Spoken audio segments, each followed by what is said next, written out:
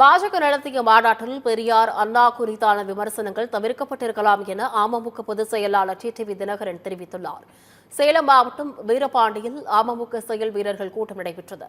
கூட்டத்தில் பங்கேற்ற பின் செய்தியாளர்களை சந்தித்த தினகரன், எல்லா கட்சியினரையும் மாநாட்டிற்கு அழைத்த பாஜக மாநாட்டில் தங்களுடைய விமர்சனங்களை தவிர்த்திருக்கலாம் என தெரிவித்துள்ளார்.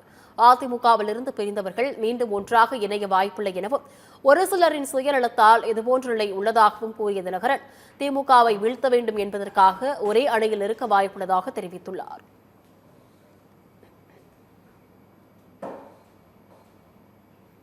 தந்தை பெரியார் அவர்களுக்கும் அவங்களுக்கும் கொள்கைக்கு நேர் எதிரமா இருக்கிறத பெரியாருக்கு எதிரான கருத்துக்களை சொல்வார்கள்.